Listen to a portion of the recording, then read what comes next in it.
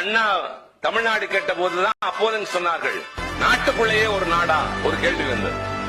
அந்த கேள்வியை கேட்க சொன்னது ராஜாஜி. இங்கிருந்து சொல்லிக் கொடுத்து அங்கே கேட்க சொன்னார். தமிழ்நாடு என்று கேட்கிறார், எச்சரிக்கையாக இருங்கள்.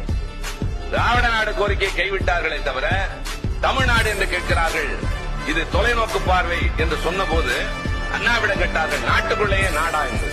அண்ணா சொன்னார், திருத்திக் கொள்ளுங்கள், இந்தியாவே ஒரு நாடு அல்ல. திகைத்தது நாடாளுமன்றம். இந்தியா என்பது ஒரு துணை கண்டம். ஒரு நாடு என்றால் ஒரு மொழி, ஒரு கலாச்சாரம், ஒரு பண்பாடு, ஒரு மொழி. ஆனால் இங்கே பல இனங்கள், பலவை ஒன்று சேர்ந்தவை. இந்த துணை கண்டத்தின் ஒரு கூறு என்னுடைய நாடு, பல நாடுகளின் தொகுப்பு தான் இந்தியா என்பது என்று அண்ணா பேசிய போது திகைத்தார்.